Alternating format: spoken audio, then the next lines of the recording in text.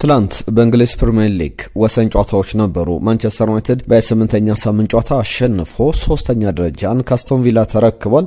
የሚያስገርም ጉዞ ነበረ። አርሰናል ደግሞ በሊግ መሪነቱ ላይ 5 ነጥብ ልዩነት መሪነቱን ማስቀጠል የቻለበት ጨዋታ አርሰናል ከቼልሲ ጋር፣ ማንቸስተር ዩናይትድ ደግሞ ከክሪስታል ፓላስ ጋር አድርገው ነበረ። እነዚህን ጨዋታዎች በዝርዝር እየተመለከትን እንቆያለን። በጣም አስፈላጊ ጨዋታዎች ነበሩ። ከዛ ውጪ ሌሎች የምናነሳቸው ጨዋታዎች አሉ። በጨዋታው ላይ በእርግጥ ስለ ብሩኖ ፈርናንዴዝ በማንቸስተር ዩናይትድ በኩል ስለ ቤንያሚን ሼሽኮ ስለ ማይክል ካሪክ ብዙ ሀሳቦች ይነሳሉ። በአርሰናል ቤት ትናንትና የነበሩ እንቅስቃሴዎችን እንመለከታለን። ሚኬል አርቴታ ከጨዋታው መጠናቀቅ በኋላ የጉዳት ዜናዎችን በተመለከተ በተለይ ደግሞ ማርቲን ኦዴጋርድ፣ ዴክላን ራይስ ማርቲን ኦዴጋርድ አልተሰለፈም፣ ዴክላን ራይስ ደግሞ ተቀይሮ ወጥቷል። በእነዚህ ተጫዋቾች ዙሪያ የሰጣቸው አስተያየቶች አሉ። በዝርዝር እየተመለከት ነው እየነገርናችሁ እንቆያለን። ሌሎችም ሀሳቦችን ይዘናል። በዝውውር ጉዳዮችም የሞሐመድ ሳላ ጉዳይ ይነሳል። ማንቸስተር ዩናይትድ ደግሞ ጃረድ ባውንን ሊያስፈርም የሚችልበት እድል አለ ተብሏል። ምን አይነት ጥቅም ሊኖረው ይችላል ቢመጣ የሚለውንም ጉዳይ ያነሳን የነገርናችሁ እንቆያለን። ክብራትና ክብሯን አብራችሁን ብቻ እንድትቆዩ ነው የምንጠይቀው። በርከት ያሉ ሀሳቦችን የምናነሳው ዝውውሮችን፣ እንዲሁም ደግሞ ጨዋታዎች ላይ ደግሞ የበለጠ ትኩረት እናደርግና ከጨዋታው መጠናቀቅ በኋላ ምን ተባሉ፣ ምን ተመለከትን፣ ቁጥሮችስ ምን ይላሉ የሚለውን ጉዳይ ላይ ትኩረት እናደርጋለን። የእናንተም ግምቶች መጥተውልናል። ትናንትና ከነበሩ ጨዋታዎች ጋር በተያዘ እያንዳንዱን ጨዋታ ካነሳን በኋላ ወደ እናንተም ሀሳቦች የምንመጣ ነው የሚሆነው። አብራችሁን ቆዩ በቻላችሁት። በቀጥታ ወደ ጉዳዮቻችን እናልፋለን። ይህንን ቪዲዮ ላይ ካድርጋችሁ ጀምሩ። ሰብስክራይብ፣ ሼር እያደረጋችሁ ቤተሰብነታችሁን አሳዩ። ለእናንተ ትናንትና በአርሰናል ጨዋታ ማን ነው የጨዋታው ኮከብ? በማንቸስተር ዩናይትድስ ጨዋታ ማን ነው የጨዋታው ኮከብ? መልእክታችሁን እየጻፋችሁልን አብራችሁን ቆዩ። በቀጥታ ወደ መጀመሪያው ወይም ቀድሞ ከተደረገው ከማንቸስተር ዩናይትድ ጨዋታ እንጀምራለን። ማንቸስተር ዩናይትድ ከክሪስታል ፓላስ። በተለይ ለማንቸስተር ዩናይትድ የመጀመሪያው አጋማሽ ጥሩ ነበር ማለት ከባድ ነው። 1-0 እየተመራ የተጠናቀቀ ጨዋታ ነበረ። በተለይ ደግሞ ከጨዋታው ጋር በተያዘ ዩናይትድ ብልጫም ተወስዶበት ነበር። የመጀመሪያዎቹ ደቂቃዎች ላይ ፓላስ ቢያንስ እስከ 30-40 ደቂቃ ድረስ የበለጠ ብልጫ ነበረው። ጨዋታውን በፈለገበት መንገድ የኦሊቨር ግላስነር ቡድን ማስኬድ ችሎ ነበር። ከዛ በኋላ ግን 57ኛው ደቂቃ ላይ ብሩኖ ፈርናንዴዝ ከፍጹም ቅጣት ምት ግብ አስቆጠረ። ጨዋታው 1-1 ሆነ። 65ኛው ደቂቃ ላይ ደግሞ ራሱ ብሩኖ ፈርናንዴዝ ወደ ግብ በጣም በሚገርም ልኬት ኢንች ፐርፌክት የምትባል ኳስ ለቤንያሚን ሼሽኮ አቀብሎት 65ኛው ደቂቃ ላይ ቤንያሚን ሼሽኮ በጣም ቆንጆ የግንባር ኳስ አስቆጥሮ ጨዋታው 1-1 በሆነ ውጤት ተጠናቋል።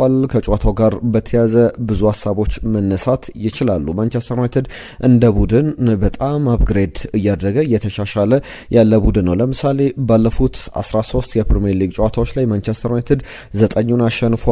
3ቱን ባቻ ውጤት 1 ሽንፈት ብቻ በሜዳው ያደረጋቸውን የፕሪሚየር ሊግ ጨዋታዎች ነው ያነሳሁት። ከዛ በፊት ግን በነበሩ 13 የፕሪሚየር ሊግ ጨዋታዎች ላይ ያሸነፈው 3 ብቻ ነው። በ8ቱ ተሸንፎ ነበርና አሰልጣኝ ማይክል ካሪክ በጣም በሚያስገርም ጉዞ በሚያስገርም ውጤት ላይ ያለ አሰልጣኝ ነውና ስለ ማይክል ካሪክም እናነሳለን። ቤንያሚን ሼሽኮን በተመለከተ ግን በየጨዋታው በ90 ደቂቃ ሬቱን ግብ የሚያስቆጥርበት መጠንን ስንመለከት 1.8 ግቦችን ያስቆጥራል። ያ ማለት ከአንድ በላይ ግቦችን በየጨዋታው በአንድ የ90 ደቂቃ ጨዋታ በደቂቃዎች ብንመዝናቸው እንደዚህ አይነት ግቦችን ያስቆጥራል። ባለፉት ተከታታይ ጨዋታዎች በ8 ጨዋታዎች ላይ በሁለት ጨዋታዎች ላይ ብቻ ነው ግብ ያላስቆጠረው። እንደምታውቀው በርንሌይ ላይ 2 ግቦችን አስቆጥሯል። ብራይተን ላይ 1 ግብ አስቆጥሯል። ከአርሰናል ጋር ግብ ሳያስቆጥር ነው የወጣው። ማንቸስተር ዩናይትድ ግን አሸንፏል። ከፉላም ጋር ግብ አስቆጥሯል። ቶትናም ላይ ግብ አላስቆጠርም። ከዌስትሃም ጋር በጣም አስፈላጊ ወሳኝ ግብ ነበር ያስቆጠረው። ከኤቨርተን ጋር እንደዚሁ። ትናንትና ደግሞ ከክሪስታል ፓላስ ጋር ሌላ ማንቸስተር ዩናይትድ ነጥብ ሊያገኝበት የሚችልበትን ወሳኝ ግብ አስቆጥሯል። ስለ ቤንያሚን ሼሽኮ ስናነሳ በየጨዋታው ላይ ተሳትፎ የሚገርም እንቅስቃሴዎቹን በጣም የሚደነቁ ናቸው። ለምሳሌ ከፉላም ጋር 16 ደቂቃዎችን ብቻ በሜዳ ላይ አሳልፎ ግብ አስቆጥሯል። ከቶትናም ጋር 15 ደቂቃዎችን ነው እየተጫወተው ግብ ያላስቆጠረበት ጨዋታ እንደነበረ ይታወቃል። ባለፉት 5 የፕሪሚየር ሊግ ጨዋታዎች የነበሩት የደቂቃ ድምሮችን የምንመለከተው የዌስትሃም ጨዋታ ላይ 21 ደቂቃዎችን ተጫውቶ ግብ አስቆጥሯል። የኤቨርተን ጨዋታ ላይ 32 ደቂቃዎችን በሜዳ ላይ አሳልፎ ግብ አስቆጥሯል።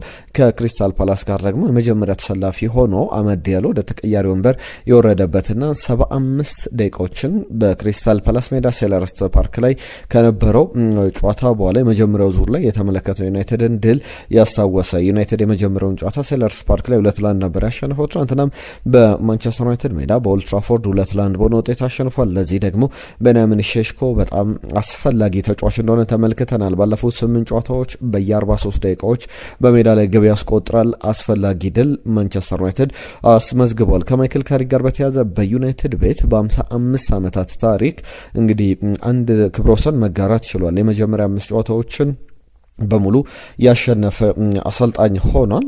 በዚህም የመጀመሪያው ጨዋታ ኦልድ ትራፎርድ ላይ አርሰናልን 3-2 ያሸነፈበት ጨዋታ የዚህ የቅርቡን ሳይሆን ክርስቲያኖ ሮናልዶ 2 ግቦችን ያስቆጠረበት በማይክል ካሪክ 2001 ላይ መሪነት ዩናይትድ አርሰናልን 3-2 ያሸነፈበት ጨዋታ እናስታውሳለን። ብሩኖ ፈርናንዴዝን በዛ ጨዋታ ላይ ግብ አስቆጥሮ ነበረ። ከዛ በኋላ የቅርቦቹን የማንቸስተር ሲቲን ጨዋታ 2-0፣ የፉላምን ጨዋታ 3-2፣ የቶትናምን 2-0 እንዲሁም ደግሞ ትናንትና ክሪስታል ፓላስን 2-1 በሆነ ውጤት አሸንፏል።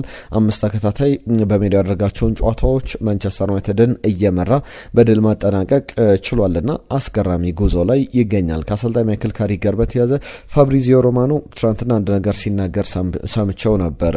በማንቸስተር ዩናይትድ ቤት ውስጥ በመልበሻ ቤት የማንቸስተር ዩናይትድ ሃይራርኪ ወሳኝ ሰዎች የሚባሉትም ጭምር አሁን ትክክለኛው ሰው እሱ ሊሆን ይችላል የሚል ሀሳቦችን ሲሰነዝሩ ተመልክተናል። ማይክል ካሪክን በተመለከተ ነው። የማንቸስተር ዩናይትድን ክለብ ታሪክ ቀይሯል። በቅርብ ሪሰንት ውጤቶችን ብንመለከት በአውሮፓ ትልቅ ሊጎች እንግዲህ በሊግ ጨዋታዎች ብቻ ያለመሸነፍ ረጅም ጨዋታዎችን ያለመሸነፍ ጉዞን ብንመለከት ኢንተር ሚላን በሴሪያው 15 ጨዋታዎችን አልተሸነፈም። ሁለተኛ ላይ የሚመጣው ግን ባርሴሎና አይደለም፣ ሪያል ማድሪድ አይደለም፣ ባየር ሙኒክ አይደለም፣ አርሰናል አይደለም፣ ወይ ማንቸስተር ሲቲ አይደለም፣ ማንቸስተር ዩናይትድ ነው። ባለፉት 10 ጨዋታዎች ማንቸስተር ዩናይትድ አልተሸነፈምና የሚገርም ጉዞ ላይ ያለ ቡድን ነው። በጣም አስገራሚ ነገር ነውና ፋብሪዚዮ ሮማኖ እንደሚለው ፖዚቲቭ የሆኑ ነገሮች አሉ። እንደሚቆይ ብዙዎች ያስባሉ። ተጫዋቾች ለሱ ጥሩ ስሜት አላቸው። ክለቡ ማኔጅመንት ላይ ያሉ ከዛ በተጨማሪም ዲሲሽን ሜከርሶች ዋናኛ የክለቡ ሰዎችም ጭምር ያንን ያስተጋባሉ። ትናንትና በማንቸስተር ዩናይትድ ቤት እንግዲህ ከተመለከትናቸው ነገሮች መካከል ብሩኖ ፈርናንዴዝ ያነሳው በጣም አስፈላጊ ሀሳብ አለ። እሱም ብሩኖ ፈርናንዴዝ አሁንም ብዙ ጨዋታዎች ይቀሩናል፣ ስለዚህ ትኩረት ማድረግ ያለብን እያንዳንዱ ጨዋታ ኢምፖርታንት ነውና የምንፈልገው ደረጃ ላይ እንደደረስን ጭራሽ ማሰብ የለብንም ብሏል። ምክንያቱም ይህንን ያለው 3ኛ ደረጃን ማንቸስተር ዩናይትድ መያዙን ተከትሎ ነው። በ3ኛ ደረጃ ተቀምጧል። ከአስቶን ቪላ ጋር እኩል 28 ጨዋታዎችን አድርጎ እኩል 51 ነጥቦችን ሰብስቧል። በ12 እና በ8 በ4 የግብ ክፍያ ይበልጣል። ማንቸስተር ዩናይትድ 12 ንጹህ ግቦች አሉትና በጣም ጥሩ ጉዞ ላይ ይገኛል። የብሩኖ ፈርናንዴዝን ሀሳብ እንዴት ተመለከቱታላችሁ? የትክክለኛ ቦታ ላይ ማንቸስተር ዩናይትድ ሊገኝ ይችላል፣ ነገር ግን የደረስን እንዳይመስለን አይነት ሀሳብ ነው። የምንፈልገው ቦታ ላይ እንደደረስን ማሰብ የለብንም። እንደዛ ሊሰማን አይገባም። አሁንም ብዙ ማግኘት፣ መሰብሰብ፣ ማሳካት ያለብን ነጥቦች አሉ በፕሪሚየር ሊጉ ላይ የሚል ማስጠንቀቂያውን ሰጥቷል። አንድ ባነር ትናንትና በእረፍት ሰዓት ላይ በኦልድ ትራፎርድ ተመልክተናል። ማንቸስተር ዩናይትድ ፉትቦል ክለብ ፕራውድሊ ኮሎናይዝድ ባይ ኢማይግራንትስ ይላል። ከሰሞኑ ሰር ጂም ራትክሊፍ የሰጡት አስተያየት ነበረ። ዩኬ ዩናይትድ ኪንግደም በኮሎናይዝድ ተደርጋለች በዚህ ኢማይግራንትስ ወይም ደግሞ በስደተኞች ኮሎናይዝ የተደረገች የተወረረች ናት በሚል የሰጡት ሀሳብን ተከትለው ብዙ ሀሳቦች ሲነሱ ነበር። ለምሳሌ እሳቸው ዩኬ ላይ ግብር አይከፍሉም፣ ምክንያቱም ገንዘባቸው ሀብታቸው ያለው ሞናኮ ውስጥ ነው። በሞናኮ መንግስት ስር ደግሞ እንደዚህ አይነት ሀብቶች በጣም ብዙ በቅንጡ ሀብታሞች የሚኖሩበት እንደሆነች ራስ ገዝ አገር እንደሆነች ይታወቃል ሞናኮና በዛ ነው የሚያስቀምጡት ገንዘባቸውን ከዩኬ የታክስ ሲስተም ለማምለጥ በሚልና እንዴት እንደዚህ አይነት ሰው ሰር ጂም ራትክሊፍ እንደዚህ አይነት ሀሳብ ይሰጣሉ የሚል ትናንትና ባነሩ ላይ ኮሎናይዝድ ባይ ማይግራንት ፕራውድሊ ብለው ባነር ይዘው የማንቸስተር ዩናይትድ ደጋፊዎች ሲወጡ በምስሉ ላይ የታዩ የተጫዋቾች ምስሎችም አሉ። ለምሳሌ ፈረንሳዮቹ ኤሪክ ካንቶና እና ፓትሪስ ኤቭራ፣ ፓርክ ጄሱንግ ደቡብ ኮሪያዊ ፓርክ ጄሱንግ፣ እንዲሁም ደግሞ ፖርቹጋላዊ ብሩኖ ፈርናንዴዝ፣ ኖርዌዩ ኦሌ ጉናር ሶልሻየር፣ ከኮት ዲቫር ከአፍሪካም አመድ ያለው እንዲሁም ደግሞ ከብራዚል ከዘሜሮ ያሉበትን ዝርዝር ፎቶዎች የተመለከትንበት ነበርና የማንቸስተር ዩናይትድ ደጋፊዎች ተቃውሟቸውን ገልጿል። ለሁሉም ማንቸስተር ዩናይትድ አስፈላጊ 3 ነጥብ ይዞ ወጥቷል። ትናንትና የነበረው ሌላኛውን ጨዋታ እንመልከት። አርሰናል ከቼልሲ በኤምሬትስ ስቴዲየም የነበረ ጨዋታ ነው። የመጀመሪያው ጨዋታ ጨዋታ በስታንፈርድ ብሪጅ ቼልሲ ወደ 60 ደቂቃ ያክል በቀይ ካርድ ተጫዋች ወጥቶበት በ9 የአውትፊልድ ተጫዋቾች ወይም ደግሞ በ10 ተጫዋቾች ሲጫወት እንደነበረ ይታወቃል። ትናንትና በአርሰናል ቤት አስገራሚ ነገሮችን የተመለከትንበት ጨዋታ ነው። ነገር ግን አንድ ፓትሪክ ኤቭራ ከዚህ በፊት ሲሰጣቸው የነበሩ ሀሳቦች አሉ፣ እነሱንም እናነሳለን። ጨዋታውን ስንመለከት ግን ዊሊያም ሳሊባ 21ኛው ደቂቃ ላይ አርሰናልን ቀዳሚ ያደረገ፣ ነገር ግን ፒየሮ ኤንካፔ 47ኛው ደቂቃ ላይ ኦን ጎል አስቆጥሮ የመጀመሪያው አጋማሽ ላይ አርሰናል ግብ ሳይቆጠርበት ቢወጣ ጨዋታው ምናልባት ሌላ መልክ ሊኖረው ይችል ነበር። ነገር ግን የሱ የፒየሮ ኤንካፔ ኦን ጎል ቸልሲን ወደ አቻነት የመለሰ ነበረ። ጆሬን ቲምበር 66ኛው ደቂቃ ላይ ሌላ ግብ አክለው ሁለተኛው አጋማሽ ላይ ሶስቱም ከማዕዘን ምት የተቆጠሩ ግቦች ናቸው። በጨዋታው ላይ 3 ግቦችን ነበረ የተመለከትነው። ጨዋታው በዛ ውጤት የተጠናቀቀ እንደነበረ ተመልክተናል። አስፈላጊ ነጥብም አርሰናል 3 ነጥብ ይዞ የወጣበት ጨዋታ ነው። ስለ ጨዋታው ብዙ ሀሳቦች መነሳት ይችላሉ፣ ብዙ ነገሮችን መናገር እንችላለን። ነገር ግን ትናንትና 3ቱም ግቦች የተቆጠሩት በአርሰናል ተጫዋቾች ነው። ከዛ በተጨማሪ 3ቱም የአርሰናል ተከላካዮች ናቸው። ፒየሮ ኤንካፔ በራሱ ግብ ላይ አስቆጠረ። ዊሊያም ሳሊባ ለአርሰናል፣ ጆሬን ቲምበር ለአርሰናል ግቦችን አስቆጠሩ። ገብርኤል ማጋሌሽ ደግሞ አሲስት አስመዘገበ። የሚገርም አይነት ቁጥሮችን የተመለከትንበት ነበር። ስለ ገብርኤል ማጋሌሽ ስናነሳ 25ኛ የግብ ተሳትፎ ነው በ183 የፕሪሚየር ሊግ ጨዋታዎች ላይ እና በአርሰናል ቤት ታሪክ ብዙ ግቦችን ያስቆጠረው ተከላካይ ሎሮ ኮሽሌኒ ነበረ። የፈረንሳይ ተከላካይ 24 ግቦችን አስቆጥሮ ነበር 255 የፕሪሚየር ሊግ ጨዋታዎችን አድርጎ። አሁን ጋብሪኤል ማጋሌሽ በጎልና አሲስት ነው እነዚህ 24 ግብና አሲስቶች ተከላካይ ሆነው ብዙ ጊዜ ለማዕዘን ምት ነው ሊገኙ የሚችሉትና ጎልና አሲስት ማስመዝገብ የሚገርም አይነት ቁጥር ነው። በሚያስገርም ሁኔታ የእናንተ የጨዋታው ኮከብ ማን ነበረ? ዳቪድ ራያ የሚገርም ጊዜን አሳልፏል። ጋብሪኤል ማጋሌሽ ግን የጨዋታው ኮከብ ተብሎ ተመርጧል። ብዙ ኳሶችን የነካው ተጫዋች ነው። የሞስት ዲዋሎችን በማሸነፍ 6 ኳሶችን አሸንፏል።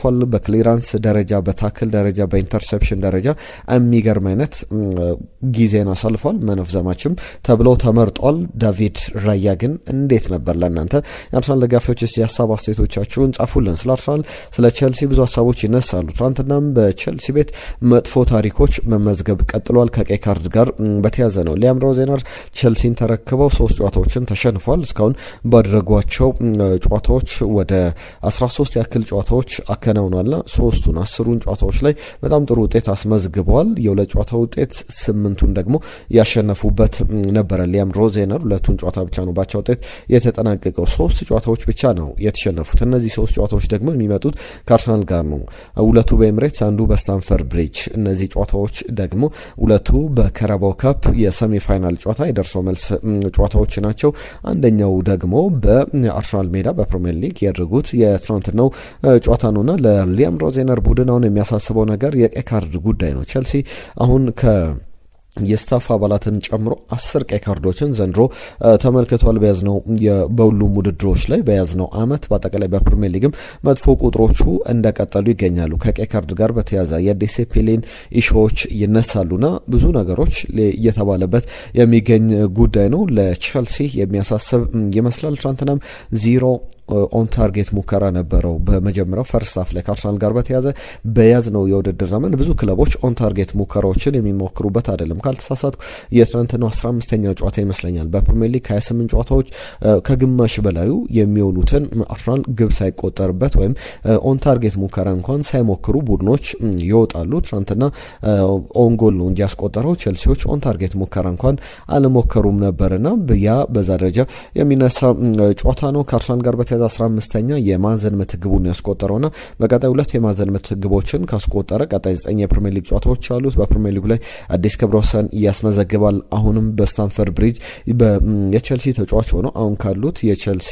የቡድን ተጫዋቾች መካከል ኤምሬትስ ላይ ግብ ያስቆጠረ አንድም የቼልሲ ተጫዋች የለም። ሪስ ጀምስ ነበር ኦገስት 2021 ላይ ግብ ያስቆጠረው ለመጨረሻ ጊዜ።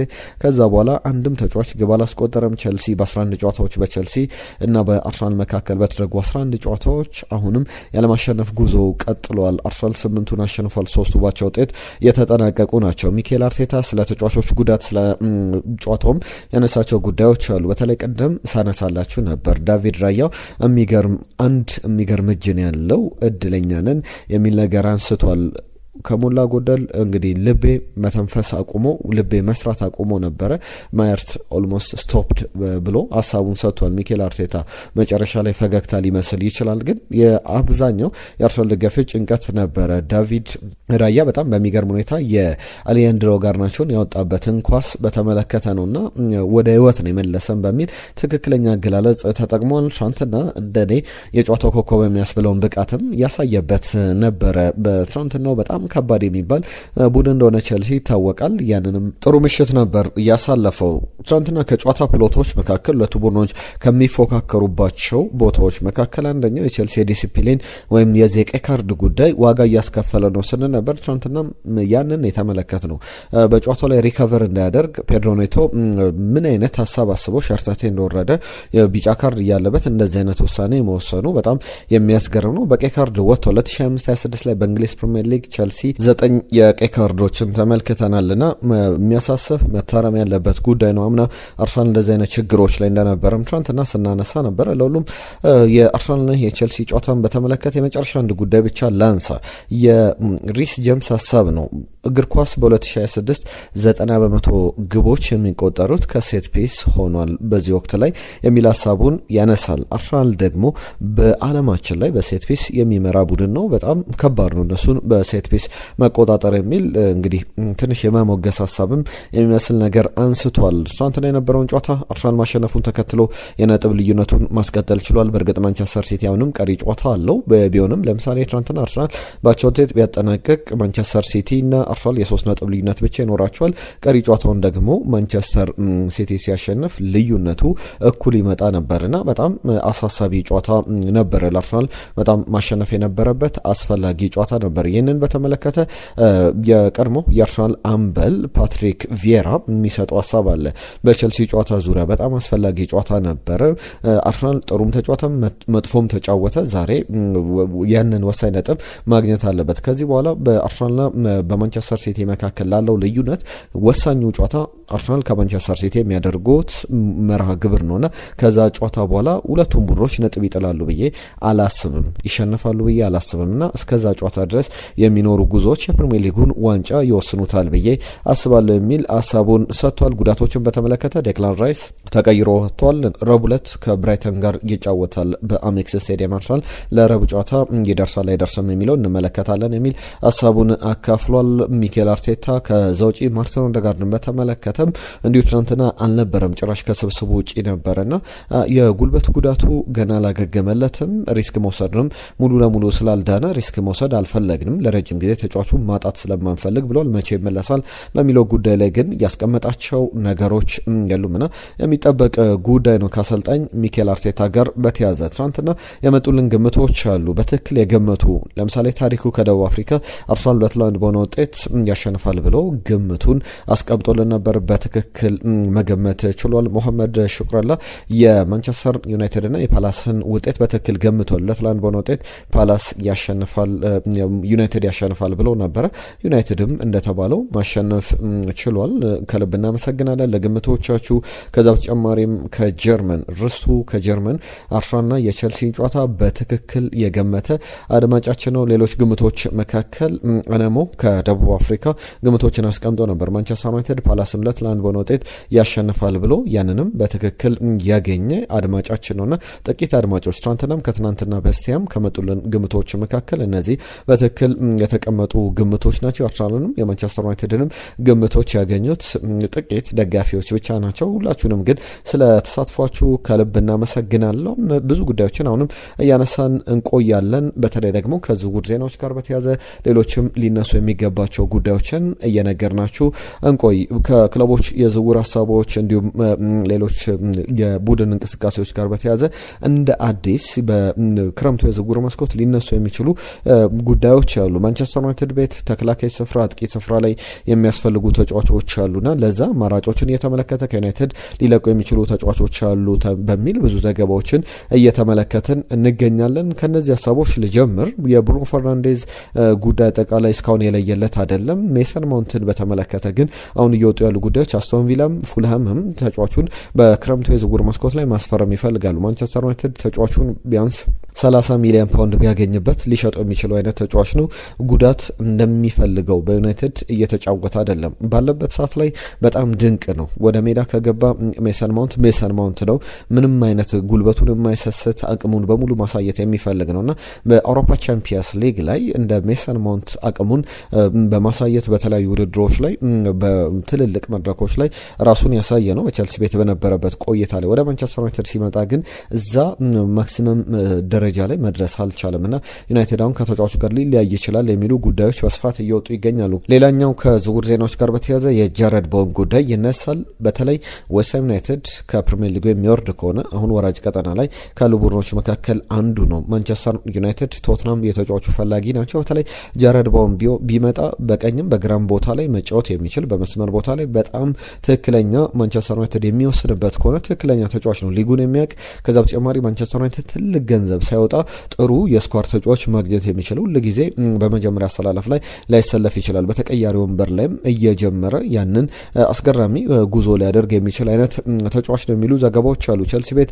የሚነሱ ዝውውሮች አሉ። ከቸልሲ ጋር በተያዘ የኒኮላስ ጃክሰን ጉዳይ በደንብ እየተነሳ ይገኛል። ባየር ሙኒክ ተጫዋቹን በቋሚነት እንደማያስፈርመው ይጠበቃል። በያዝነው የውድድር ዘመን 641 ደቂቃዎችን ብቻ ነው ለሙኒክ እየተጫወተ ያሳለፈው በሜዳ ላይና ፐርማነንት ወይም በቋሚነት የማስፈረም መብት ቢኖረውም ያንን ይጠቀምበታል ተብሎ አይጠበቅም። ኤስ ሚላን ደግሞ ከአርሰናሉ ጋብሪኤል ጀሱስ ጋር ስሙ ሲያዝ ነበር። አሁን ደግሞ ኒኮላስ ጃክሰንን የማስፈረም ፍላጎት አለው። የመጀመሪያ እቅዱ ከጋብሪኤል ጀሱስን በበለጠ ኒኮላስ ጃክሰን ነው የሚሉ ዘገባዎች ወጥተዋል። ነገር ግን የኒኮላስ ጃክሰን ገንዘብ በጣም ትልቅ ገንዘብ የሚጠየቅበት አይነት ተጫዋች መሆኑ ነገሩን ትንሽ ውስብስብ ያደረገውም ይመስላልና ተጫዋቹን በቋሚነት አይደለም አስቀድሞ በውሰት ውል ወስዶ የፐርማነንት በቋሚነት ማስፈረም ኦፕሽኖች እንዲካተቱለት ፍላጎት አለው።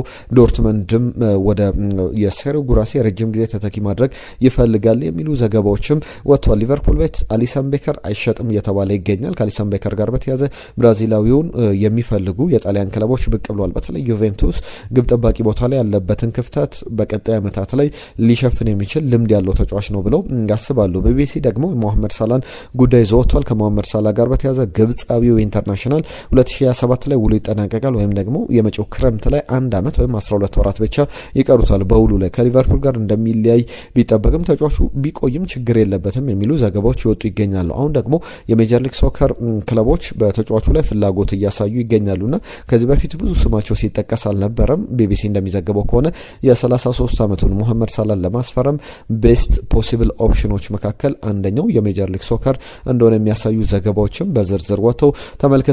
ሁሉም ብዙ ሀሳቦችን አነሳን። የትናንትና ጨዋታዎችን በተመለከተ ነገም አዳዲስ ጉዳዮችን ይዘን እንመለሳለን። ጨዋታዎቹ እንደተመለከታችሁት ሀሳብ አስተያየቶቻችሁን ጻፉልን። በርከት ያሉ ጉዳዮችን ያነሳ ነው። ነገ አዳዲስ ጉዳዮችን ይዘን የምንመለስ ነው የሚሆነው። ለዛሬ እዚህ ላይ እናጠናቅቃለን። ጤና ይስጥልን።